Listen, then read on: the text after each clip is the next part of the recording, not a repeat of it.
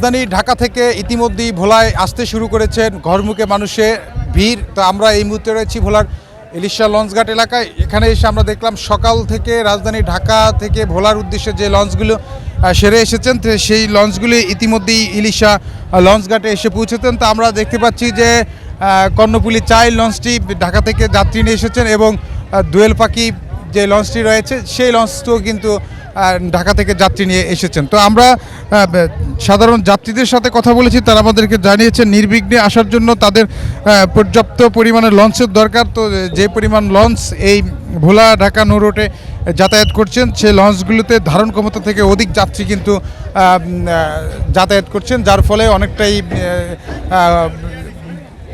অনেকটাই অতিরিক্ত যাত্রী বোঝাই নিয়ে কিন্তু এই লঞ্চে করে তারা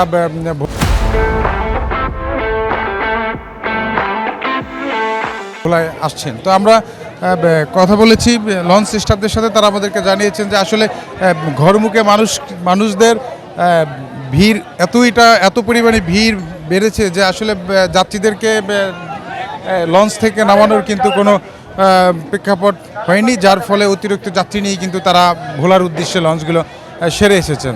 তো আমরা দেখেছি সকাল থেকে এখানে আইনশৃঙ্খলা বাহিনীর স্বাভাবিক রাখতে তারা ঘাটে টহল জোরদার করেছেন। বিশেষ করে কোস্টগার্ড, নৌ পুলিশ এবং জেলা পুলিশের পক্ষ থেকে কিন্তু এখন পর্যন্ত এই ঘাটে কঠোর নিরাপত্তার মধ্যে জোরদার করেছেন যে কোনো প্রকার যাত্রীদের সাথে ঘাটে হয়রানি এবং যাত্রীদের সাথে কোনো ঝুঁঝামেলা যাতে না হয় সেই বিষয়টিও কিন্তু তারা